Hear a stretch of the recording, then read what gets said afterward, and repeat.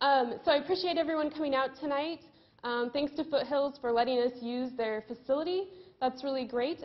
We also have Jim Needham's campaign arranged to have a videographer come, and he's from Sound Doctor Media, is that right?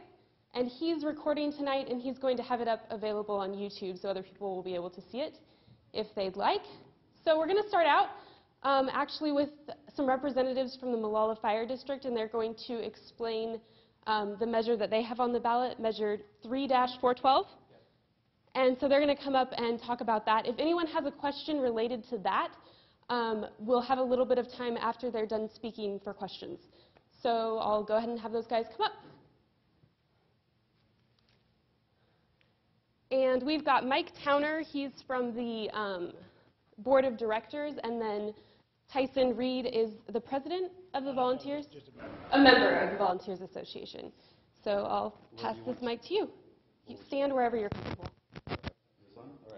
All right. Again, my name is Mike, Board President for Molalla Rural Fire Protection District. I have Tyson Reed with me representing the volunteers. This year we have a levy, a 5-year levy on the ballot requesting 65 cents a thousand to increase staffing for the Molalla Rural Fire Protection District. Currently, our daytime response needs have increased to about 70% of our calls occurring during the daytime hours between 8 and 5 Monday through Friday. Molalla Fire District is very heavily supported by the volunteers, and the volunteers have jobs. They work in and out of the community. They do respond during the day, but they're not as reliable during the daytime hours as a paid staff position is. Our demand for EMS calls and paramedics is increasing, our population is increasing, and unfortunately our tax base is not. The last time that we had any increase in the levy or in the funding for the fire district was in 1998. We had an adjustment due to some ballot measures that adjusted what we could collect for property taxes. So we've been at 78 cents a thousand since 1998. We're looking to add 5 paid paramedics on a 24-hour shift, increase the amount that we have at the fire station to 3 per shift, and that would rotate on one day and then off 2. So we'd have 3 paid paramedics 24 hours a day at the fire station to respond to the needs of the community. That in and of itself would make us still the lowest tax-based fire district in Clackamas County. Right now, we are the second busiest in Clackamas County, but we are the lowest. And with a 65 cent per thousand increase, that would also keep us at the lowest, and we would still be the second busiest. Tyson? I just want to say, from the volunteers, we really support this levy and support our paid staff as well. As he said, we're the lowest in Clackamas County. Our current tax rate is 78 cents per assessed thousand value of your house, and the Clackamas County average is $2.20.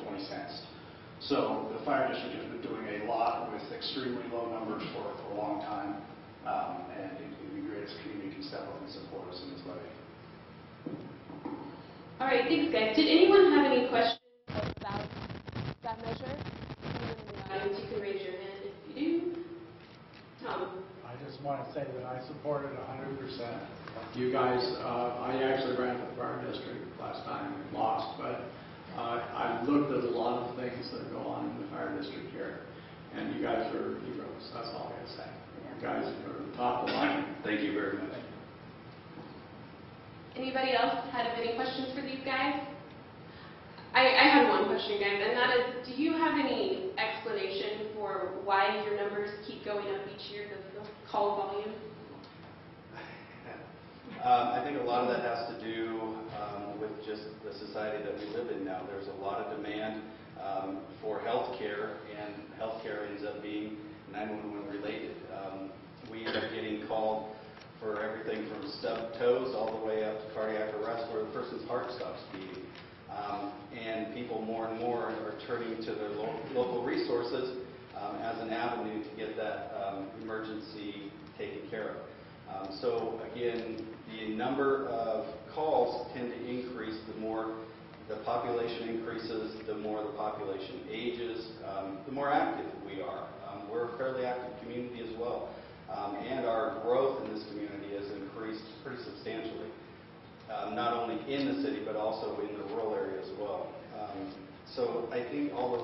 factors associated, caused at least the medical side to increase. The fire side, we don't have quite as many fires as used to back in the early turn of the century, but our buildings are getting older. Sprinkler systems are starting to come into fruition, but right now our older buildings don't have those. Fire codes are hard to keep up with, especially with the staffing levels that we have. So all that kind of accumulates into an increased demand in our call volume. Great. Well, thanks a lot for coming out tonight, guys. Appreciated that.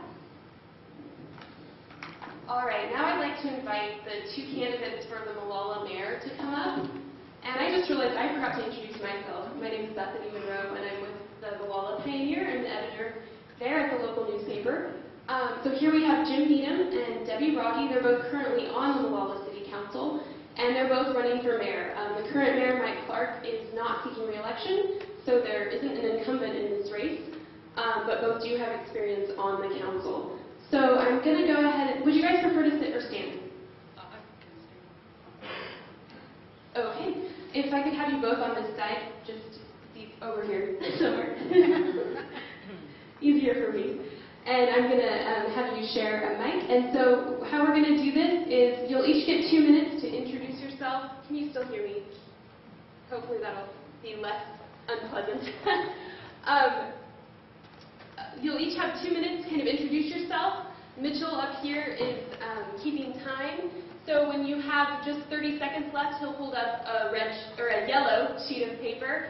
And once your time is up, he'll hold up red. So 30 seconds means wrap it up, and red means you're done. So we'll give you each 2 minutes to talk about whatever you'd like, and then we'll go into some questions. You'll each be asked the same question. We'll just alternate who answers first. All right, so we didn't flip a coin. Who would like to go first? Ladies first. All right, sounds good. So I'm going to give you this mic.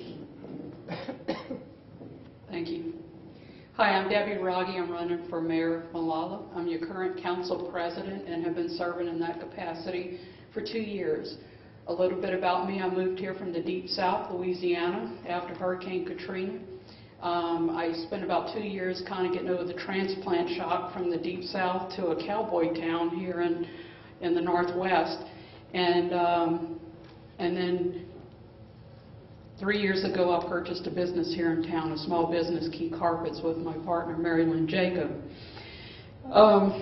My background, I was in the Air Force for 2 years. After I graduated from nursing school, I was an officer in the Air Force for 2 years. I worked acute medical at Wright Pat Air Force Base in Ohio, and then moved back and took a management position in a small hospital in Baton Rouge. And I've had many positions since then: critical care nursing, intensive care, flight nursing was my last stint as a nurse. I flew offshore to pick up injured men off of the rigs in the Gulf. I retired after 30 years in nursing, and now, like I say, I own a small business, so I've managed large regional medical centers. I've been an administrative supervisor for many of my 30 years in nursing, and I have probably dealt with people from every walk of life, in every capacity, sick and well. I'm very much a people-oriented person, and I love this little town here in Molalla that I've moved to. It's my second time in a small town, and I look forward to serving in greater capacity as time goes on. Thank you.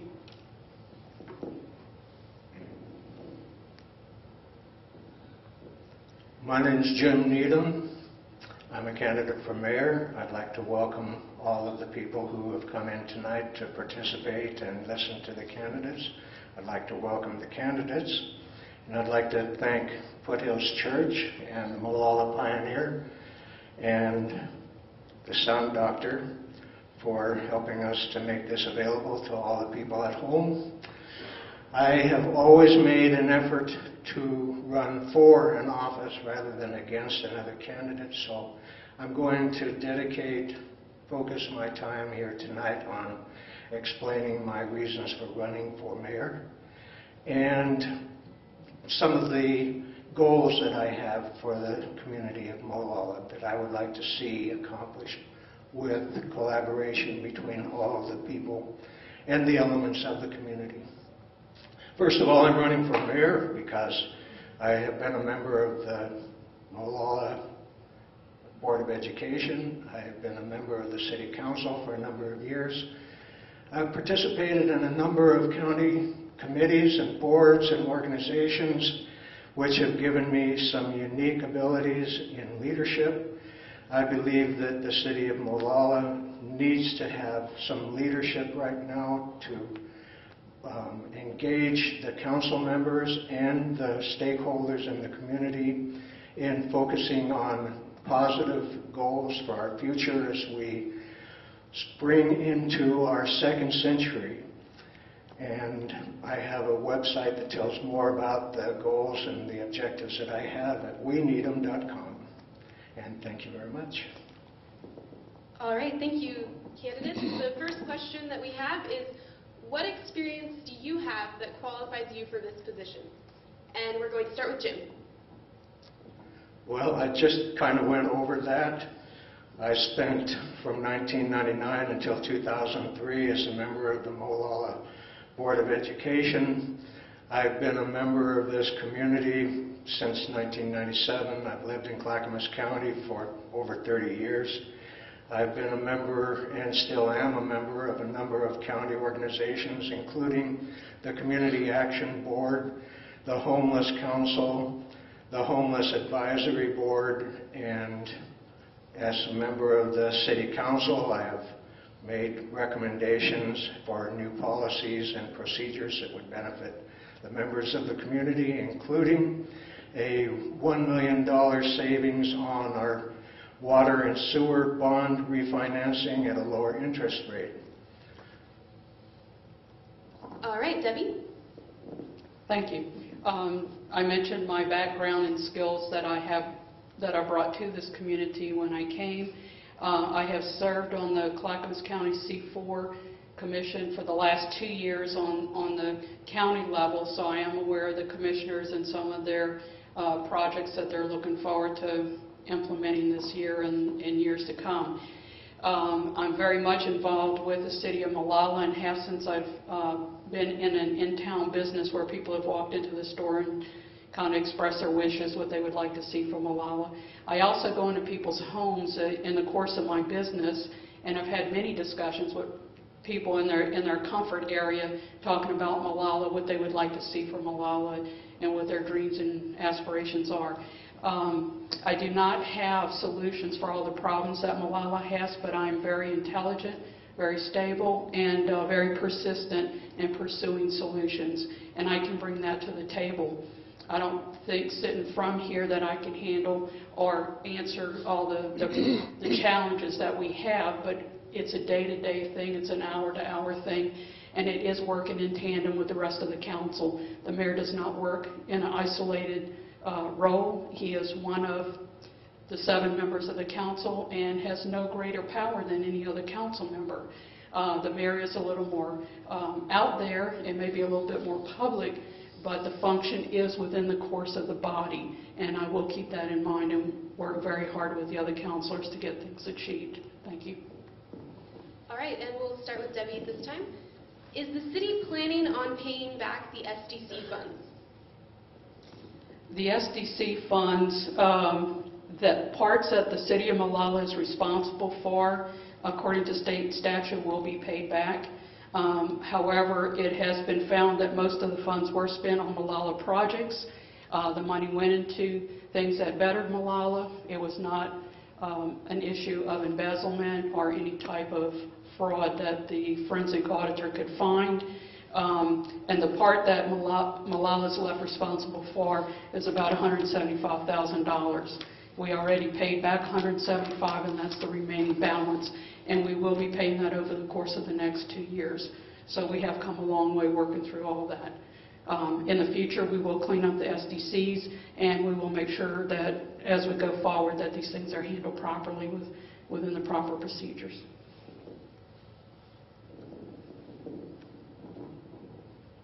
When do I start? Okay, the question was about the SDC funds and whether they're going to be paid back. It frankly is a mystery to me where the $2.5 million in system development charges went to, and I have read an explanation from the auditing committees and from the auditor that the city hired to do the forensic audit, and it's filled with words like unknown reasons and believes and likely and suspected and cannot determine, and frankly that doesn't sound too definitive to me, but right at this point we believe that we have accounted for a lot of where the funds went by primarily trying to piece together the lack of documentation that we had to follow up on where the funds were spent. And I'm hoping that at some point we will find out where all of these documents that were supposed to be kept went, and we will be able to resolve all of the financial issues and enable us to move ahead and start planning projects for the city that will be more productive and positive, like a civic center, and also working on our streets and maintaining them, keeping them in shape. And that's it. All right. And Jim, you'll start with the next question. You kind of started to answer it already. What is your plan to make the city a better place? First of all, I have hopes that the Livability Summit that we recently had is an indication of the type of projects that we can accomplish by engaging all of the stakeholders in the community, working together to address the problems that we have for the less fortunate, and also addressing the needs of the seniors. I'm looking forward to being able to maintain and repair the roads that we have in the community to make it more accessible for businesses, develop the businesses in Molalla so that we don't have all of the empty businesses we have and people who don't have transportation to Safeway, for example, will be able to get to Safeway, and we'll have safe streets in good repair. My plan would be to start with physical soundness in the city. We know that the tax revenues are shrinking. I know for a fact that our taxes on our property dropped $150. And if you multiply that times 6,000, you end up with something like a third of our budget that will be cut. So that tells me that we're going to have to rein in our spending. We're going to have to downsize. We're going to have to share resources with other communities. We're going to have to learn how to partner. We're going to have to learn how to contract out for services rather than having full staff. We're just going to have to work real smart. And it's not just this community in Molalla, it's small towns across the United States that are hitting these same kind of things. And we're just going to have to get extremely creative and be willing to explore new territories and do things in a way that we have not had to do in the past. And that takes a lot of courage, and it's going to take a young, strong council to pull that off, and people willing to try some new adventures with city government and try new means to take care of business that's a little more affordable and less wasteful. Next question, starting with Debbie. With the city budget in crisis, what do you plan to do to fix our roads? I think the roads are going to have to be put on the back burner for about 2 to 3 years. Realistically, there are so many more pressing needs right now. Jim highlighted a few, but I think the city is going to have to divest itself of some of the things that it had managed in the past, and we're going to have to find new partners to run those facilities. There was a time the city took care of everything. What happened, we saw situations where grants were obtained, things were built, but then the funds for the ongoing care of those things were not in place. So then once the grant money ran out and the volunteers were gone, the city picked up. And these have been drains on our city budget for a number of years, probably 7 to 10 years. And we're going to have to realign how we do these kind of things. We can't continue to spend like we've been spending in the way that we have. The money's just not there. It's not going to be there. We have funds for the city of Molalla in the Urban Renewal District, and we can leverage those funds to provide us with the revenue that we may need to secure a grant to repair Highway 211 and perhaps put sidewalks on at least one side of the street so that people can safely walk or ride a bicycle between Safeway and downtown Molalla without having to drive into the ditch to keep from being run over, so that it will be a safe street at night in case people are on the street for some reason.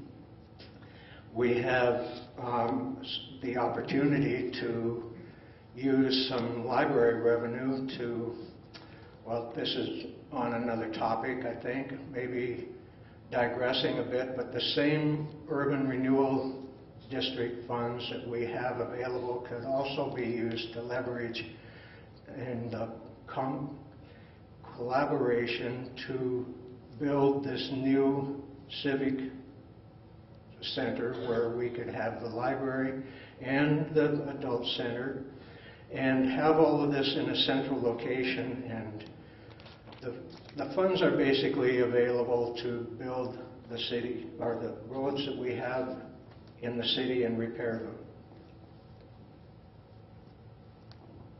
All right, next question. What is your highest priority for the coming year to accomplish? That's a good question. My highest priority for the coming year is to ensure that all the members of the council and the community are all engaged in planning for our next century, so that we can recognize the fact that diversity and possibly even disagreement is the foundation for developing positive improvements for our community. We cannot exclude anybody that has an opportunity or a need or a desire to contribute to the vision for our community. And I would like to see us come up with some plans for how we're going to develop this, our city of Molalla, for the next century.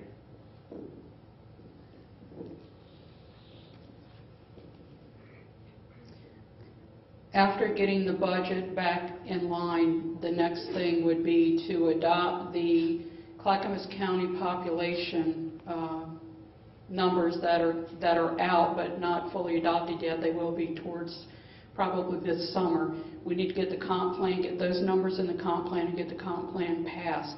A lot of the development of Molalla needs that comp plan foundation to move forward intelligently and reasonably, and stay within code and kind of keep Molalla on an organized path for very intelligent, smart growth. Bless you. Engaging the citizens. I've worked on a lot of commissions and groups, and there are a certain amount of citizens here that are active, and they're active in everything. They are getting a little tired, and we do need some new blood. And I think if we could get some of the folks in Big Meadow engaged, which I'm hoping if Chris Cook gets elected, he will bring some of that new blood and talent to the city. We need youth. We need new visions for Molalla, and that's where it's going to have to come from. Beyond that, I think we're just going to have to take it a month at a time.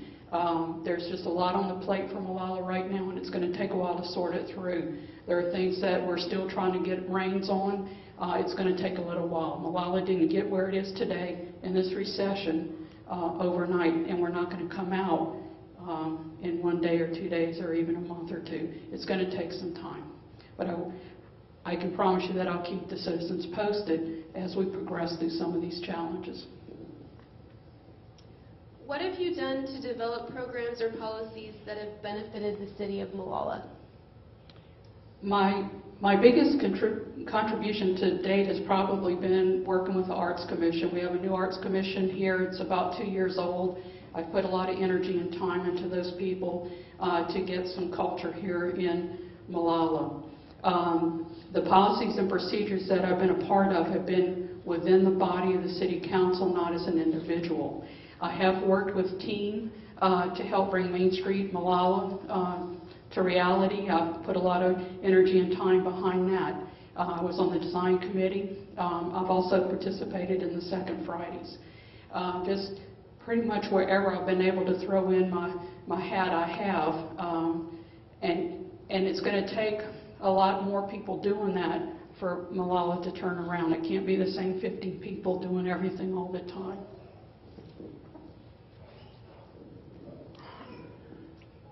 In 2009, I made a recommendation to the City Council that we conduct a meeting of the community organizations that are involved in faith-based activities, community service, and a number of other service-type organizations to address the needs of those who were most devastated by the worst recession since the Great Depression. This organization, or this meeting, ended up being described as the Community Summit. And we were able to get statewide recognition from the League of Oregon Cities for that particular proposal that materialized. We recently had another follow-up meeting, which was the Livability Summit. And in that meeting, we followed up on the identified problems from the first meeting and identified some possible solutions to those problems. In 2007, I submitted a resolution for an energy policy so that we could do our best to make us more energy independent from fossil fuels and also save money in our community facilities. In 2009, I submitted the economic development policy, which was to ensure that our comprehensive plan would be approved, that we would fill the business offices and buildings downtown, and I have worked consistently to accomplish goals to help business.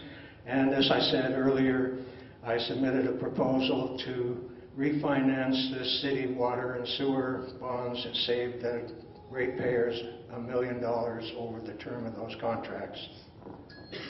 All right, thank you. We're going to need to move on to the City Council candidates, but I want to give you each 2 more minutes to kind of give some final thoughts. So go ahead and Jim. A few final thoughts are that I'm really proud of the community that I live in. I've dedicated a number of years to providing open, transparent, and accountable government in this city.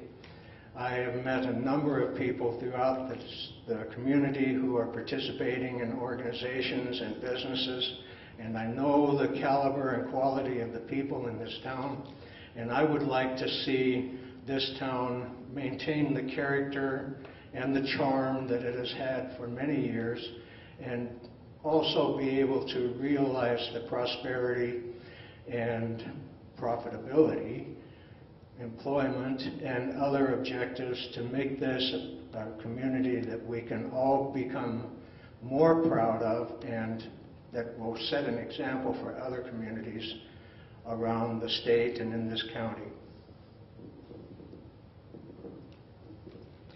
I will continue to work hard for the city of Molalla. I have my business here. I have everything invested here in Molalla, so I have all my skin in the game. And as I told you before, I'm a very people-oriented person. I am very supportive of families and communities. I believe in that. And I believe the health and the welfare of Molalla is at risk right now with the recession still hanging on. I know parts of the country are not in that anymore, are coming out faster than Molalla is.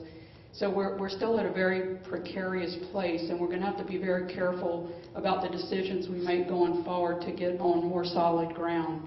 In time, as we get our things in order, businesses will come. They're not going to come until we get things straightened out. We have a lot of things that have to be handled, too numerous to mention in 2 minutes. We started with the council that we have plugging away at these things 2 years ago. We got in a crackerjack city manager that's been able to help sweep some of these things off our plate, but we still have a long, long way to go. And it's going to take some concerted effort. It's going to take intelligent effort, and it's going to take a lot of persistence, and it is going to take patience on the part of the citizens of Molalla as we work through these things. And we will be asking people to come bring their talents to bear where we need, and just be willing to answer the call when we come knocking. Thanks. All right, thank you, Mayor candidates. And now if I could get the 6 City Council candidates to come to the front.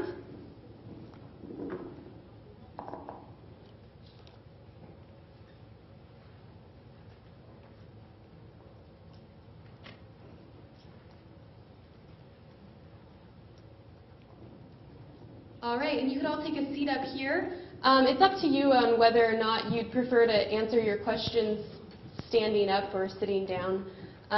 But we'll just be passing the mic on down. And it's going to be the same kind of setup. You'll each get 2 minutes to introduce yourself, say what you like, and then we'll go into some questions, and each candidate will get an opportunity to answer each of the questions that we asked tonight. So we're going to get started, and I guess we'll just start with Chris. Okay, we'll start with Chris and pass it on down. So Chris, go ahead with 2 minutes. So, I'm sorry, just a little bit about myself. 2-minute introduction, whatever you like to say. My name is Chris Cook. My wife and I moved here about 7 years ago into Molalla. I live over in Big Meadow. Currently the president of the HOA board over there. We have about 560 homes and 70 apartments. I have lived in Oregon for about 20 years, grew up in Las Vegas, fell in love with Oregon, and we moved out here from Portland, like I said, about 7 years ago, and don't want to go anywhere else. I mean, it's a great place. I've worked for PGE about 16 years, a little over 16 years, and what else?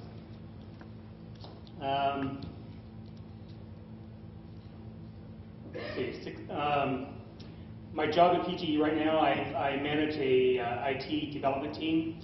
Our budget is about $60,000 every 2 or 3 weeks. So my job really is to do cost-benefit analysis, which means looking at the work that's being requested, making sure it's feasible, there's benefit and payback, or it doesn't get done. And I'm the one that has to make that decision. So I've worked on large projects at PGE, upwards of $1.5 to $2 million budgets, and came in under budget. Let's see, adopted a new baby daughter in the back watching us, and that's really about it. Great, and I should jump in and say, don't feel pressured to fill the whole 2 minutes. Okay. There's nothing wrong with short answers either, so you can just pass the mic to the next person when you're done. The timekeeper is just here to make sure no one goes on for an hour. My name is Dennis Wise, and I was on the council back in 2004 through 2006, and might even still be on the council had I not moved out in the city limits for a brief time. So I felt the urge to get back on the city council because my past is I grew up in Molalla, born and raised outside the city limits. My parents had a business in town, went to Molalla High School, Indian through and through, and have a lot of passion to give back to the city, and I felt it was time to put my name back in the hat. You won't see my names out on, vote Dennis Wise and all that, but my name is on the ballot. I'd appreciate that if you check that box. I have a lot to offer with the council, and part of that is because I look at 3 different points of view. I think a good council would have to do with, let me go back to, I guess I'm talking about just myself. So anyway, I'm back living in the city limits, and in between jobs right now. I retired with Farmers Insurance here recently after putting 10 years with them. Had my business out in Molalla. Been a part of the Rotary Club, which has been a huge, huge thing for me. I was a president for them. For those of you that don't know, we have the rare ability to take about 80% of our revenues that came from outside of the Molalla area and give back to our community. It's one of the better things that I can ever be a part of, and thank you for your time. Hi, my name is Shane Potter, and I've lived in Molalla for 30 plus years of my life. I had the opportunity, which I'm proud of, to work for the city for 11 years. I believe during that time I was able to learn a lot about how government works. I've seen it from the outside as a citizen, I've seen it from the inside working in it. There's a lot of things that are good, there's a lot of things that could change, there's a lot of ways to improve, and there's a lot of things that need to be left as is because they work. And so I've been out away from the city for over a year, and I'm excited to get back and involved with the city. I do love this community, and like Dennis, I spent my school years here as well, and my kids are growing up in this community and spending their school years here, and I want to be here and help make Molalla a better place for them to grow up as well. Hello, my name is Jason Griswold.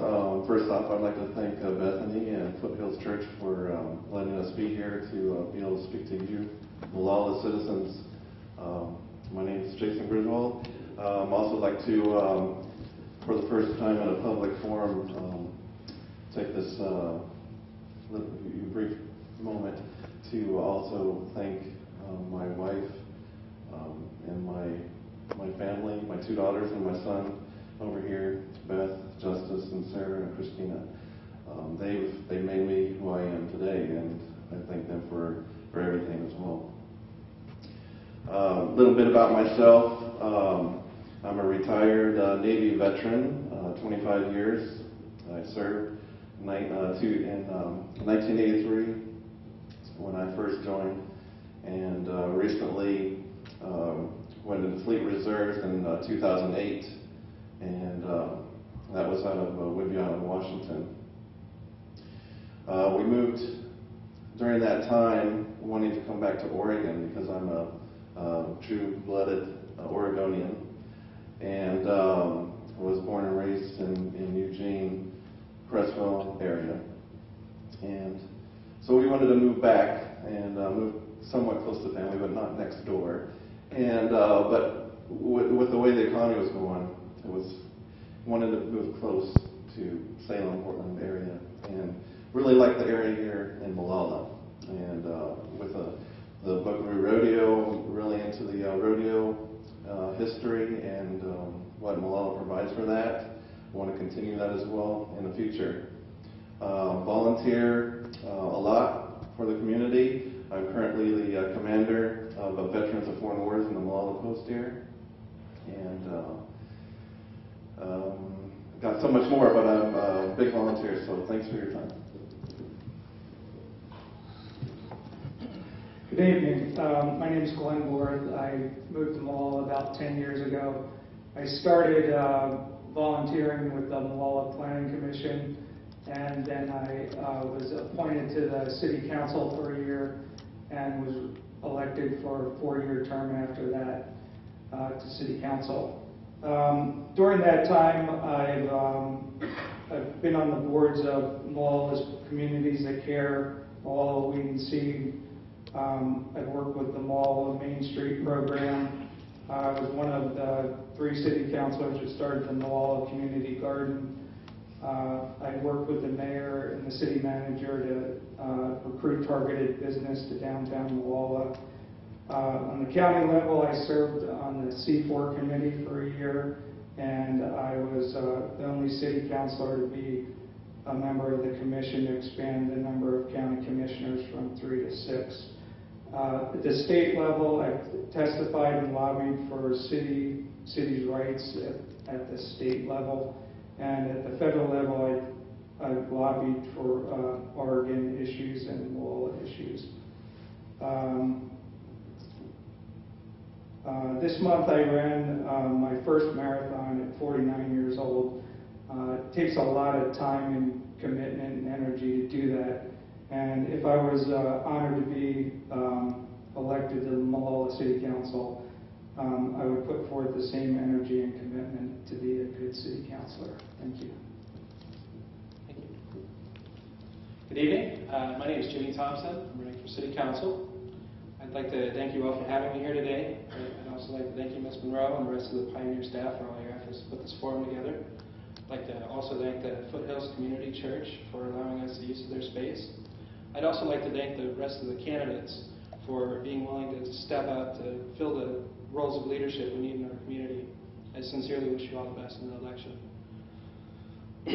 I'd also like to thank my beautiful wife, Amber, and my children for their patience and understanding, as well as their support of the time I've invested in our community as a member of council for the past few years, and of the time I will invest in our community in the future.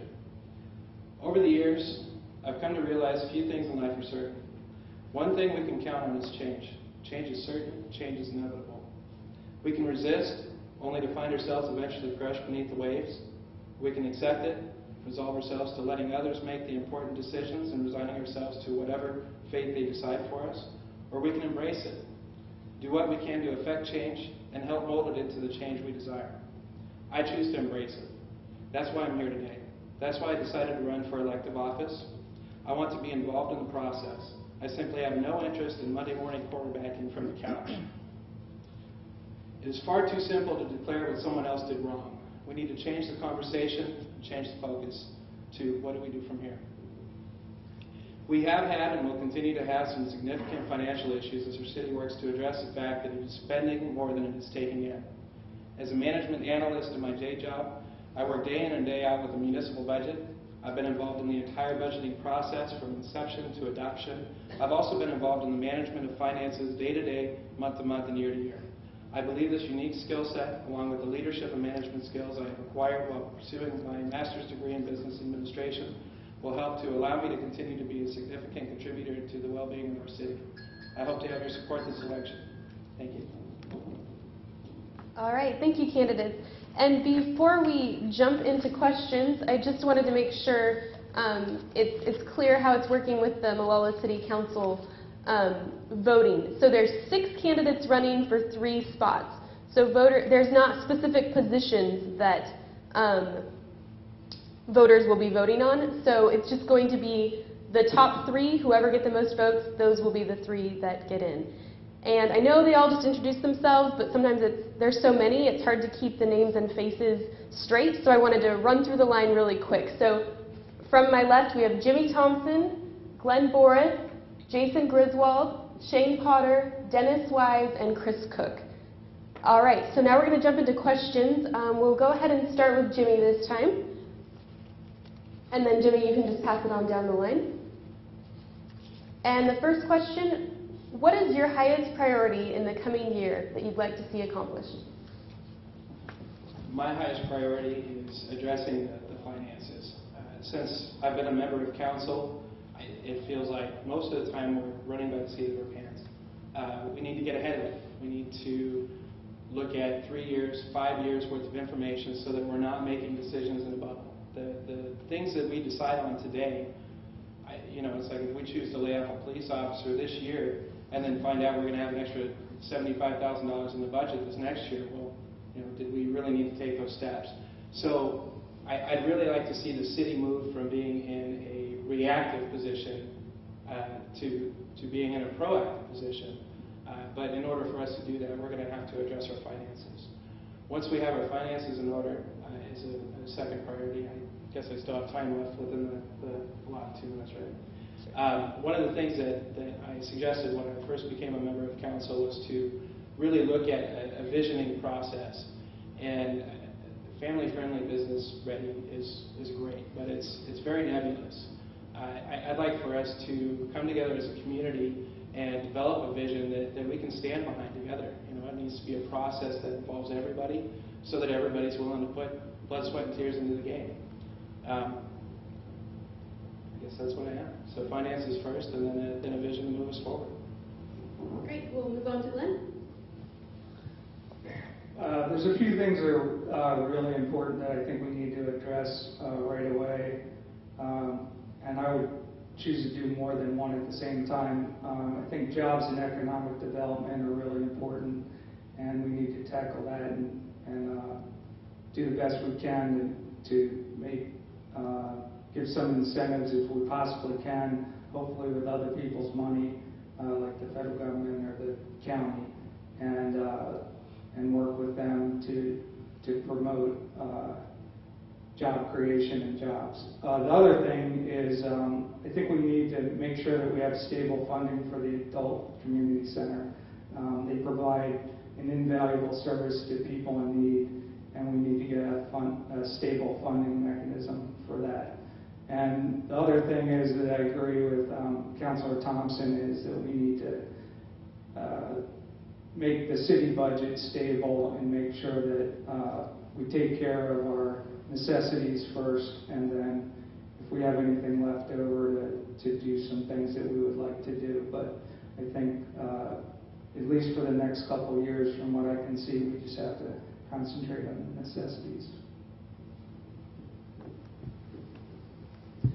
Yes, for the next year, I would have to say we as a council would desperately need to look at the financial situation of our city, of our town. It's kind of like having a checkbook and seeing red in it. Not a good situation. Hearing from the past, going to these past city council meetings, one of the few candidates that's been going the past recent months, when I put my hat in the ring for running for city council, I've been hearing some very disturbing information about how we're spending $3 for every $1 of revenue that we're getting. You know, that's unacceptable. Unacceptable. And I would like your support to help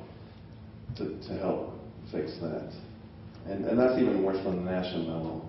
Right now, the national level is $11 spending for every $7.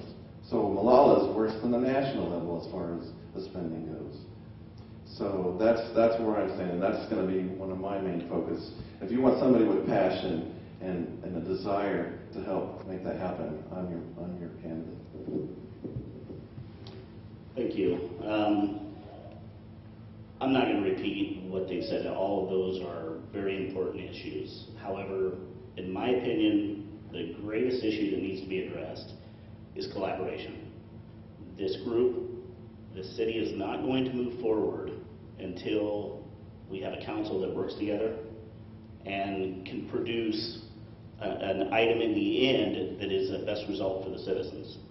And as important as all those things are, if you can't get to that point because you can't have collaboration, they're getting stalled and nothing's getting done. I believe that is very much true because anything that I've been a part of that was successful came from teamwork. You have to, I think when I was on council, one of the best things we did was every February we got outside of Molalla, went down to the coast, and we talked about what projects we were going to work on. And we brainstormed for a whole Saturday because we felt we needed to get away and be able to see, exhale what's going on in the city and get fresh intakes and stuff. And it really, really had benefits when we came back and did our jobs. And so I agree with everybody as well that you have to have the vision, but everybody has to have that same prescription. Okay, the budget. The difference between a need and a want, as much as the tough parts, but there's a big piece to the pie, and obviously some people don't want to look at law enforcement the same and don't want to contract things out, but you have to be able to do what's best for our city with what money we have. There's nobody's budget that will work good to say, oh, yeah, I get $5,000 a month, but I'm going to spend $7,000 or more. You have to be able to, you can only do what you can do, and I think everything that we can do may not be within our budget now, but when you're able to write grants, that's a huge factor. You can ask the fire department, you can ask past city managers. You got to be able to write grants to make up those short ends, to be able to do it in these tough times until we're able to gain some more money to be able to move forward on our vision, our budget. I'd love to break the trend and say something different, but really the number one priority, I think, for me, if I was elected, is again, the finances. It really scares me, and one of the driving forces behind me running is the fact that we had books within the city government that nobody could make any heads or tails of. And the fact that we had to hire a forensic accountant at great expense to sort that out. I'm glad to hear that there was nothing nefarious going on and there was no embezzlement or anything like that. But the fact is, nobody knew what was going on. That really disturbs me. You and I, as the head of a household, have to budget our money. We have to know where the money is going, how it's spent, and what we have to spend. And to me, it doesn't sound like it's happened. Now, in defense of the current council and the current city manager, I think they've done a great job of sorting it out, giving us a direction to go. I think we need to keep that momentum going and not slip back. I think the council really has been, for the most part, working well together. I mean, we all have our agendas and opinions, but I think we need to work together, as Shane and Dennis mentioned, and keep that theme going. As far as past that, the finances, we really need to look at priorities, again, needs versus wants, and what is out there that needs to be fixed. Roads, adult funding, things like that. We cannot afford to put our citizens at risk, whether it's safety or meals or anything like that. The funds have got to be there. And if that means partnering with agencies or governments outside of our area, that's what we have to do. All right, this next question is going to start with Glenn Boris. And that question is having an urban renewal district good for Molalla, and how should it be used? An urban renewal district can be good for the city. It could be good for Molalla. A lot of it depends on whether the taxing agencies that you get the money from can afford it. And from the time that they started the urban renewal district to now, the economy's totally changed. And so when it first began, it looked like it was a good thing. You can do a lot of great things with it. You can revitalize your downtown, make some improvements that you couldn't do otherwise, and really invigorate your downtown core. The problem that occurred was that the economy went down and those taxing districts became starving of that money. And unfortunately, we're in that situation now, and I think the council's doing a good job as they can at addressing the issues and trying to curb any of the bleeding that's occurred. So I think given in a good economic situation, it's a great tool for a city. But I think right now, with the way the economy is and the way the finances are at the taxing districts, we need to curb it down a little bit. And go ahead and pass to Jason now. We'll pass it down the line and then come back to Jim. Yeah, urban renewal for me, I feel is, as mentioned, it was over a time period that when it came out, it sounded like a good idea. For me, myself, looking at it now, past tense, hindsight is 2020, and it looks like it's already been dipped, we've already dipped into that pot. No, not. So if that's the case, it's something that we're possibly going to be looking into doing. I probably would say not in favor for that. For the reason being is it creates winners and losers. Look at downtown. Downtown is almost a monopoly, from what I've heard. It's if all that money goes to that location, who's winning, right? Somebody's winning and somebody's losing. Is that fair? No. The private sector is the best place for improvements. You can never go wrong in the private sector when it's the people that are making the choice, not the government, and not going to somewhere that we have to pay a big piece of pie in the sky that we can't even afford. So let's stick to the basics. That's where I stand with this project. Wow, urban renewal. I think it's a 2-hour discussion just to explain how it works, why it can or why it can't work. Basically, if urban renewal is used correctly and spent correctly and authorized correctly, I believe it's a very valuable asset for a community. Urban renewal was put in place by the state in order to increase the values of property. So you have your tax base grows at the end of that urban renewal period. However, there are a lot of abuses to urban renewal and a lot of investments that aren't always the best investment and don't turn out to be positive for a community. So it's one of those things. It's a great item that exists, but it has to be monitored, and it has to be monitored very closely. I don't want to get into how the urban renewal part works, unless you're giving me an extra 40 minutes.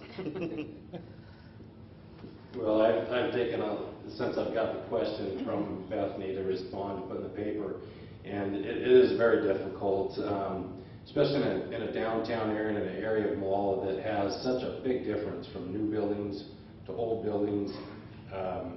You're not going to make everything look like downtown Sisters, downtown Silverton. We have some very, very difficult parts because of height. I mean, when I was on city council, we talked about the ideal downtown corridor. We have about 30% of that. So again, if it's used properly, if you can spread it across 5 businesses that have a need for it, it's kind of like grant writing. You know, if you see something that it's done with it, and then other people say, well, that did good, maybe my turn will come up next. Yes, it can be effective, but it's very difficult to pull off because, you know, you put $10,000 in a project, and then that business is no longer around 2 years down the road. We don't have a good investment there. So hopefully it can take place, but that would be a very good challenge for what we'd have to work on for city council. For the most part, I think it's a great funding mechanism to help the city's infrastructure. The problem I have with Mollalla's urban renewal district right now is the way the boundaries were drawn up. If you look at the map, it looks like a spaghetti ball. And unfortunately, because of state law, all of the lines have to connect to each other. So at the time it was drawn up, I think the idea was to, well, let's help this neighborhood over here, let's help the Main Street corridor, let's help this piece of property over here because the roads are bad, rather than focusing on maybe just the downtown core area. And to me, the idea of the urban renewal district is the biggest bang for your buck is start in a focused area, grow that area, and by doing that, you're going to help the local businesses that are here now, fill the empty storefronts, make it more inviting for other businesses that aren't here currently to relocate here. I believe there's approximately $300,000 in that fund right now. You can also borrow against that money if you need to in a crisis to help the infrastructure should you need it. So it definitely has some benefits there.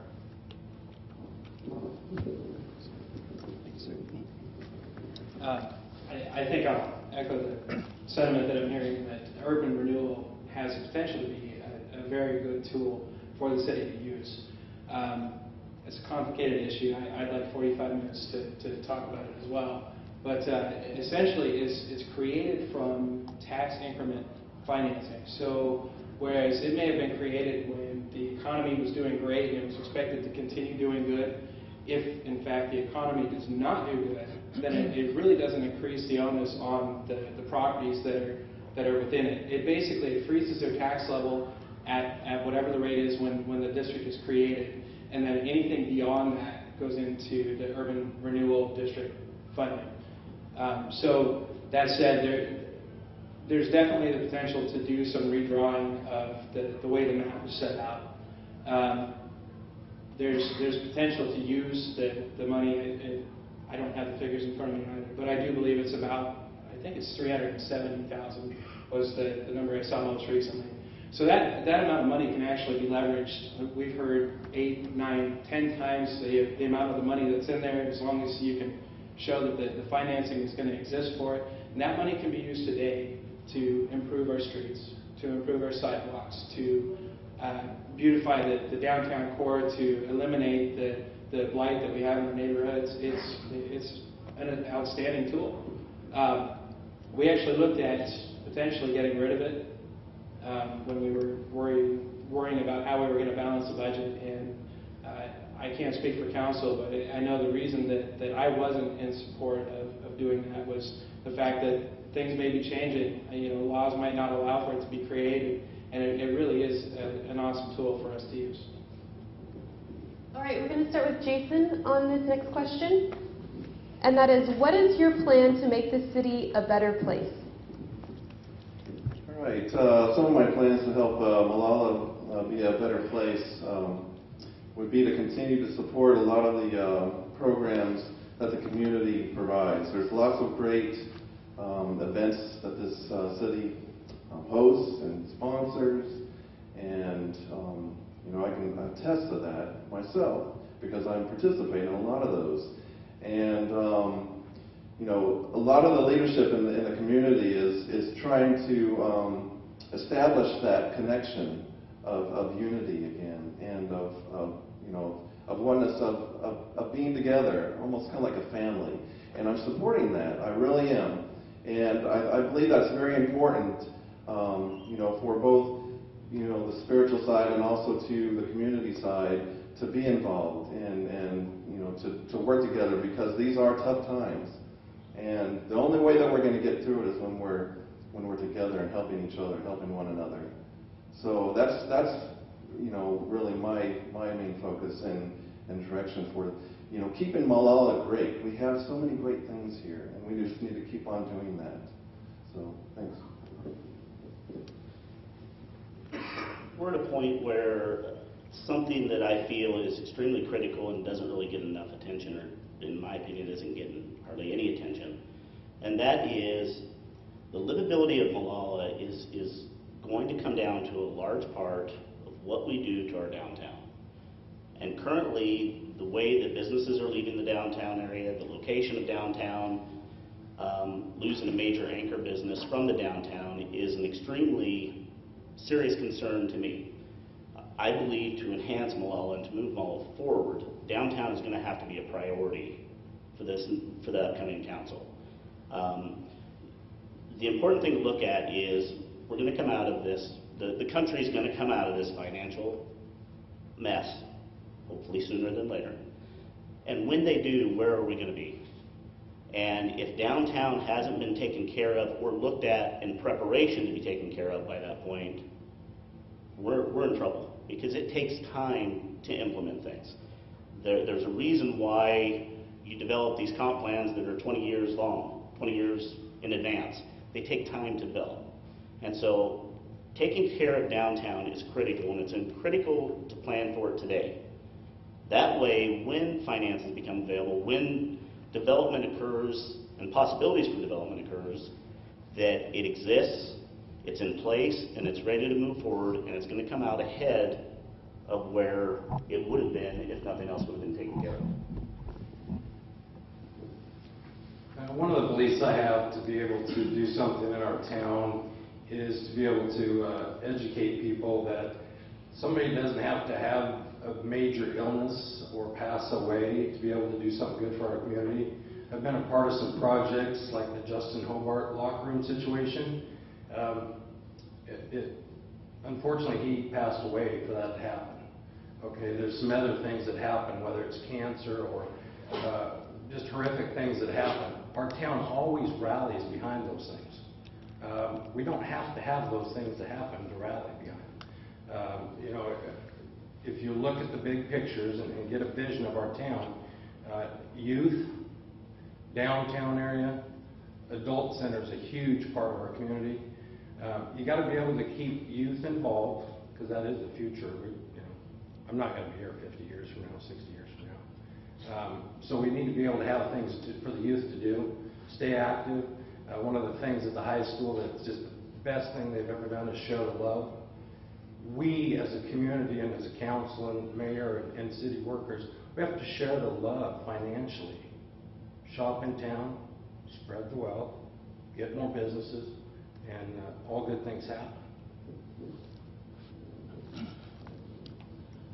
My wife and I are very involved in the community. I work on Oregon Main Street as well, and we both do all kinds of volunteer activities. My wife's on the Arts Commission, and what we get out of that is, I mean, you really can't explain the feeling and the pride that you have from that, just seeing the results of that. And one of the resounding themes I hear out of our neighborhood over in Big Meadow is that the perception of the city's forgotten about us. Our roads are in disrepair. It's just like this neighborhood off to the side. And I know we're not the only ones that feel that way. There's other neighborhoods in Molalla that are in worse condition than Big Meadow. We're one of the newer communities. One of the things I remind our neighbors of is that it's up to them to get involved. The city council works for them. And I try to make it a point to get to the city council whenever I can, but I don't see a lot of my neighbors there. And I think it's important that we get folks involved. And even if it's something as simple as putting an FAQ on decisions that the council makes on our website, on the city's website. Explain why you made that hard decision, why you had to say no, why you couldn't fund their project. The communication is key. And I think with that, you're going to get a groundswell of support and people helping the city. It's not going to be the same 15 people at every single event.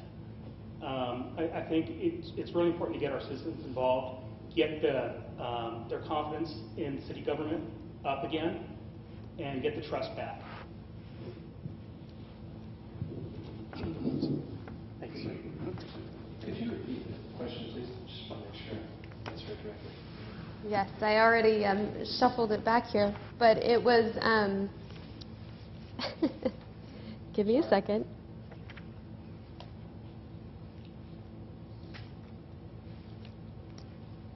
What is your plan to make the city a better place? Okay, so those who fail to plan to fail. In order to make the city a better place, I guess the first step that we would need to do is identify what a better place is. And I don't know that that's really been brought to the forefront yet. That's a process that I feel we need to go through as a community, get people involved, to get people happy about the fact that they live within our community. When my wife and I moved here, we came from Portland. Wanted a better place to raise a family where community still had meaning, and there's some real foundation here. We need to build on that and come up with and identify what the character of our town is. Then we can put a plan into place in order to help bring that to the forefront. That's going to be how we get to where we need to go. Until we take those steps, until we bring everybody to the table and start having those conversations, the dynamics of our community have changed. We've gone in the last 4 or 5 years, we've gone from 4,000 people to 8,000 people. The dynamics are completely different. There's a bunch of people that are just like me, that are relatively young, that have moved out here to get away from the city, that really enjoy the small town. There's a bunch of people here that are retired, that lived in the city or have been out here, that want to continue with things the way that they are. So somehow we have to get everybody together at the same table and identify what that place is. Then we can move forward.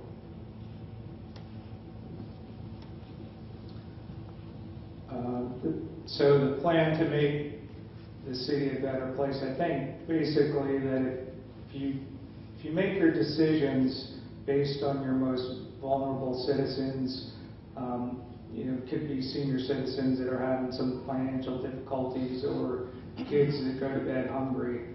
If you can bring those people up and help them and fulfill those needs, then I think that will make our community a better place as a whole. I mean, it's the people that have jobs that are doing well, that are doing fine, that's great, and I'm happy for them, but it's the most vulnerable citizens that we really need to think about.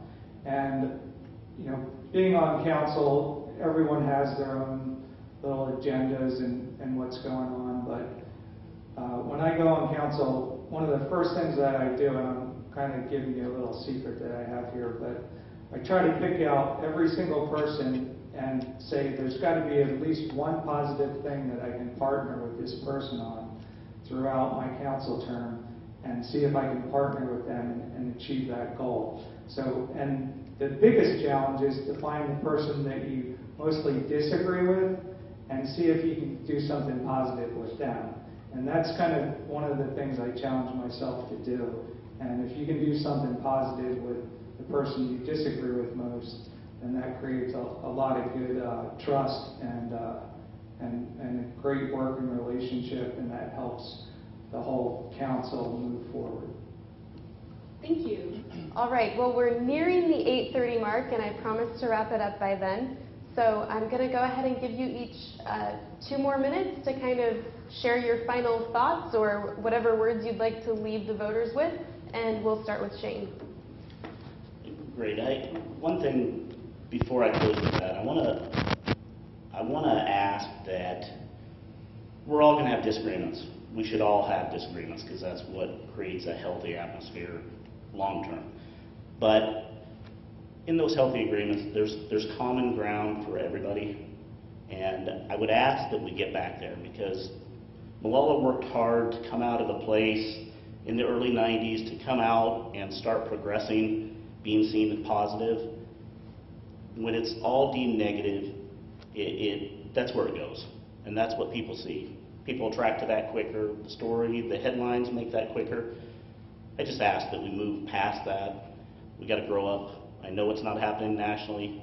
That's obvious, but maybe we could set an example to be that way. To kind of sum it up, I care what happens in this community. I really love what Molalla is about. I love the fact, like Dennis said, it's amazing to me how this community can come together and do some of the things that they've done. And being part of Share the Love, that's one of the most phenomenal things I've ever seen. That's our high school kids. That's our high school kids coming together and doing something for the betterment of our community.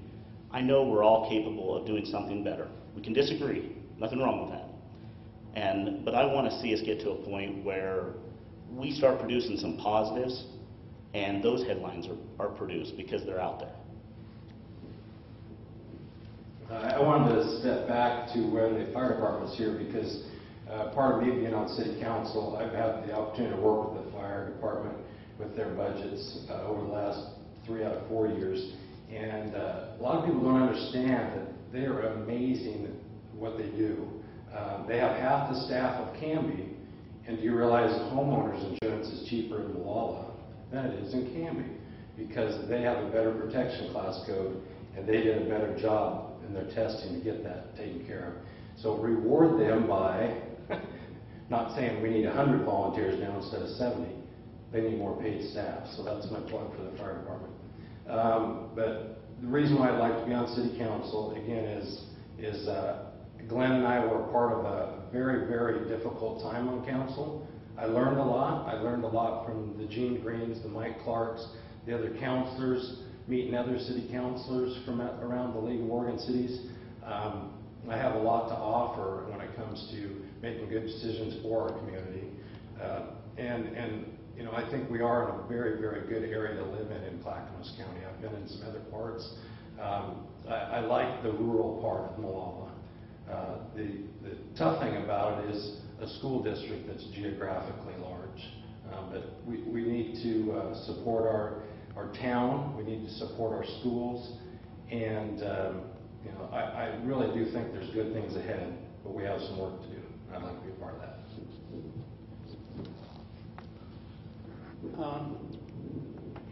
Whether it's, you know, people talking to me in my neighborhood or at a volunteer event, one of the things that's very evident is, it was mentioned by one of the candidates before, the pride in this town is just unbelievable.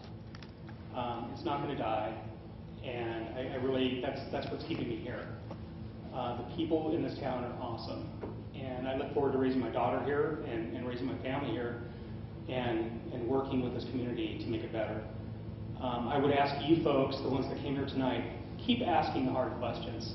I think it's your job, your duty, and I know you want to find out what your city council is doing. What is your government doing? If you didn't care, you wouldn't be here tonight. And if I was on council, I would expect that from you. And I may not always give you the answer you want to hear, but I would ask you that you press me, make sure that you understand it, and make sure that we're doing the right thing. That's really all I have to say. I love this town. Thank you.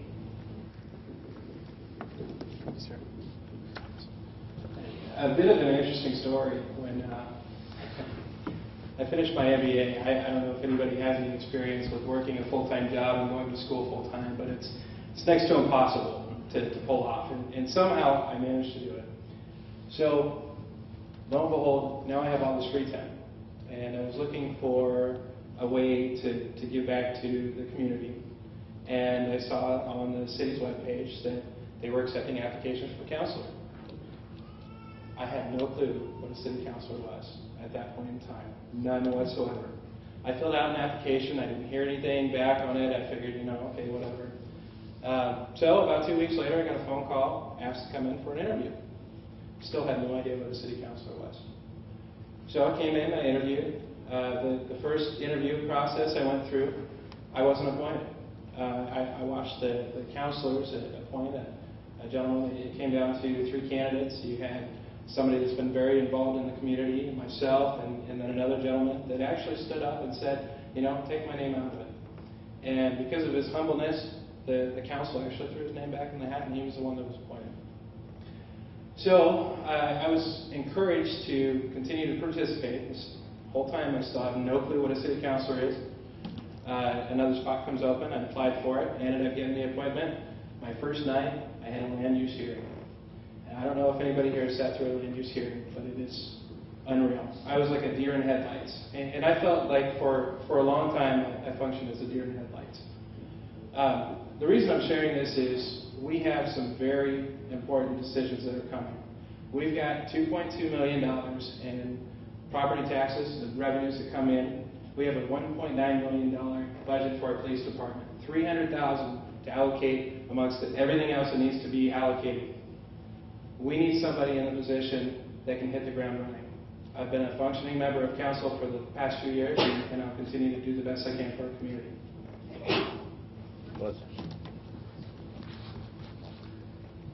First of all, I'd like to say that I'm extremely encouraged to see 6 members of the community up here vying for 3 open spots for council. There was a lot of years, and I will admit that when I was reelected to council, there weren't that many people running. So I just want to commend everybody for putting their name in the hat.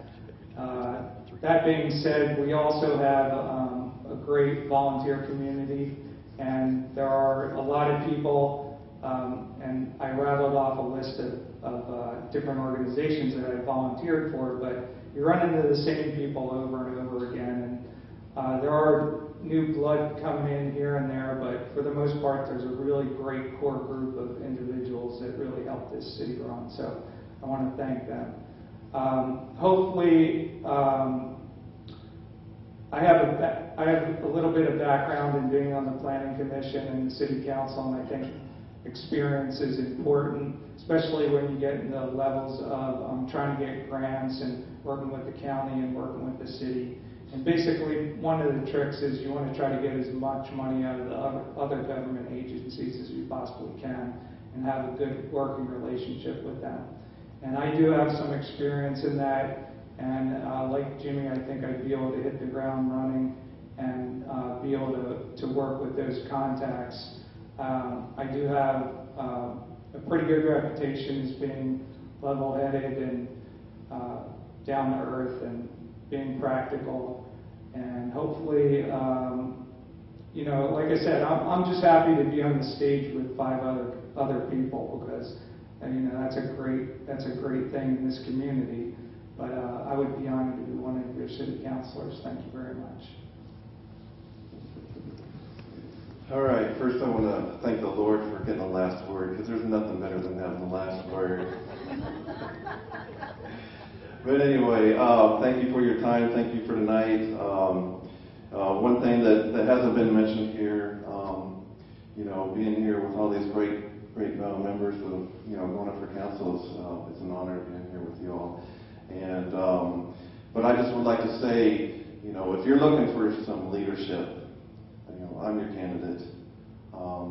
I've been to the state capitol as a citizen activist, speaking for us as an Oregonian since I've been back from retirement. I've been there the last, not this last session in Salem, but the session before. We had a war room there where we were talking to our representatives as a citizen of the United States, going there, speaking and trying to help us Oregonians, for us from here from Molalla.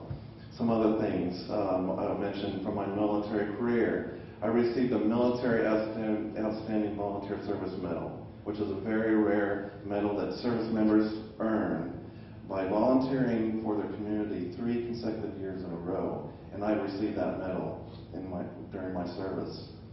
So that's an attest to me and my character. And I'm thankful that you're here to learn more about me. And hopefully I get your support in this future election. So thank you. That's all I have to say. Great. Well, that wraps up our Molalla Candidate Forum. Thank you to the candidates, both for council and mayor, for participating, and also thank you to the citizens who came out to watch tonight. I appreciate your efforts to be an informed voter.